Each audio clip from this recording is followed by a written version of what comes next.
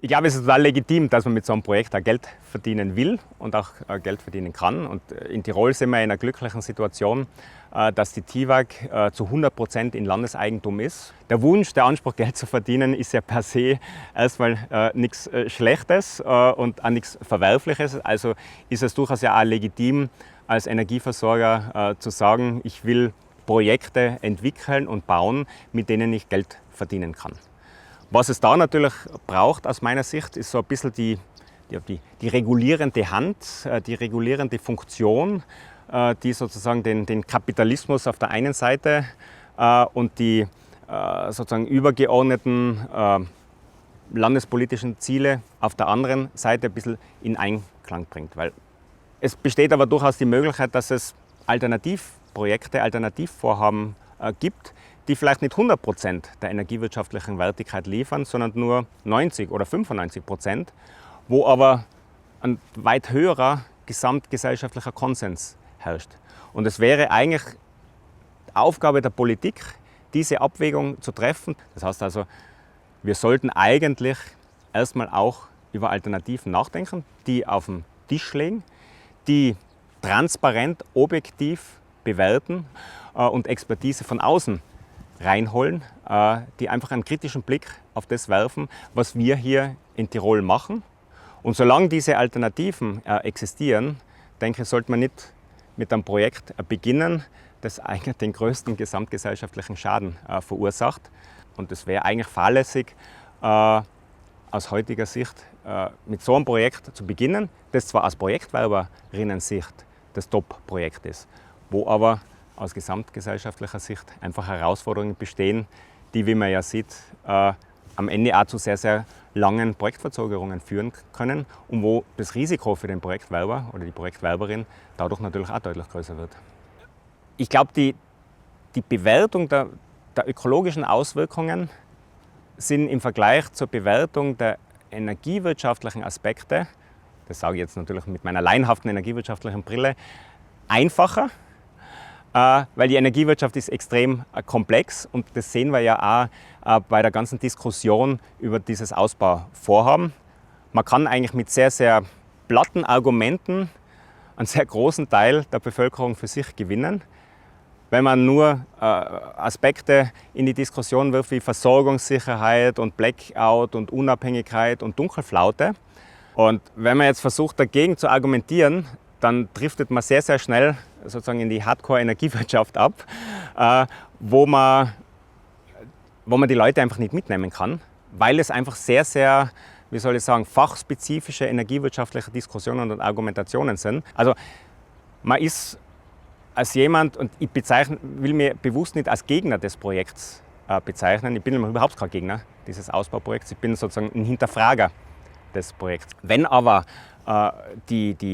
sozusagen die Argumente für das Kraftwerksprojekt so einseitig und so vehement immer vorgebracht werden und man offensichtlich von Seiten der Tiroler Politik auch dem wenig entgegengesetzt, das ist ja dort auch sehr, sehr schwarz-weiß. Aus dem heraus glaube ich, dass es schon wichtig wäre, vor allem für die Energiewirtschaft, stärker eben den Blick von außen reinzuholen, durch externe Außer-Tiroler Expertinnen und Experten und die einfach einmal offen und transparent das ganze Thema Speicherbedarf, Ausbau von Speicherkapazitäten, Chancen und Risiken sich anschauen und die aber auch ganz gezielt Alternativen bewerten. Alternative Standorte, aber auch alternative Technologien. Und wenn man das Thema Wind sich anschaut, hat Wind einfach einen entscheidenden Vorteil auch. Wind weht auch in Tirol stärker im Winter als im Sommer. Und mir ist beispielsweise bis heute kein Windprojekt unseres Landesenergieversorgers bekannt. Alle Initiativen, die in Tirol derzeit im Bereich Wind ausgehen, gehen von kleinen regionalen Stadtwerken aus, gehen von Projektentwicklern aus, aber eben nicht von dem, der aus meiner Sicht auch hier eine gewisse Verantwortung hätte und das Thema aus sozusagen Portfoliosicht mit anzugehen. Es sollte Verantwortung aller Beteiligten sein, nur Projekte zu realisieren, die am Ende auch diese Wirtschaftlichkeit garantieren können, um das, was die TIWAG als Landesenergieversorger langfristig erwirtschaften kann, auch für das Projekt Energiewende sinnvoll einsetzen zu können. Ja, sind die Pumpspeicher in Tirol Teil der grünen Batterie der Alpen? Interessante Frage. Sie sind ja natürlich historisch betrachtet schon entstanden, um Überschussstrom aus dem europäischen Ausland zwischenspeichern zu können. Vor allem bei uns in Tirol, aber auch in Vorarlberg, wo einfach traditionell sehr, sehr enge Beziehungen Richtung Deutschland zu den deutschen EVUs bestehen. Das Kraftwerk Sellrhein-Silz, das wir hinter uns sehen, ist de facto über Direktleitung mit Deutschland verbunden. Das heißt, der Strom, der dort erzeugt wird, wird nicht ins österreichische, ins Tiroler Stromnetz eingespeist, sondern wird direkt nach Deutschland geliefert, um ins deutsche Stromnetz einzuspeisen. Das ist per se jetzt aus energiewirtschaftlicher Sicht jetzt nichts Negatives, weil das aus Gesamtsystemsicht durchaus Vorteile bringen kann.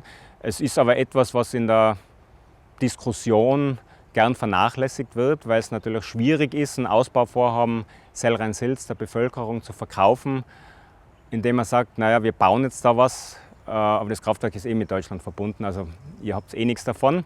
Es ist viel einfacher zu sagen, wir müssen das jetzt ausbauen, dass im Winter der Strom nicht aus ist, dass das Licht nicht ausgeht. Und es ist ja auch nicht in Stein gemeißelt, dass so ein Kraftwerk auf immer und ewig an das deutsche Netz angeschlossen werden kann. Wäre es beispielsweise eine Alternative, den Schalter umzulegen und das Kraftwerk ans Tiroler Netz anzuschließen. Und man könnte dadurch schlagartig auf den Ausbau im Kaunertal verzichten, weil man damit für Tirol denselben energiewirtschaftlichen Benefit erreicht könnte.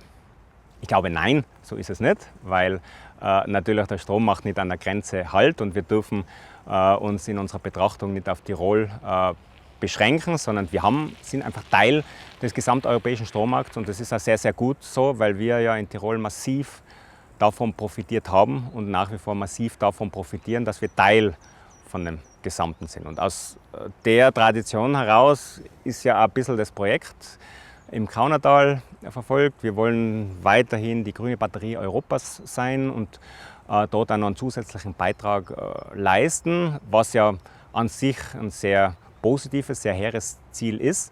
Aber wenn wir umgekehrt uns anschauen, wie die Herausforderungen sind, dann wird zukünftig in einer vollständig dekarbonisierten Welt zwar etwas an grüner Batterie in den Alpen stehen und etwas in Norwegen, aber der große Teil dieses saisonalen Ausgleichs wird am Ende dann über wasserstofffähige Gaskraftwerke erfolgen müssen.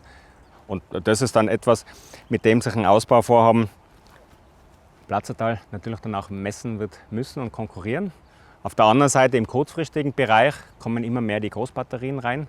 Also man könnte auch sagen, es wird so ein bisschen eingequetscht zwischen zwei technologischen Alternativen.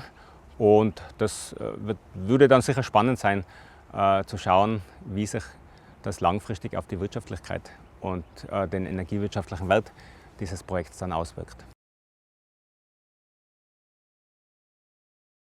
Es gibt ja von der EU also die Liste von prioritären Projekten, der Project of Common Interest.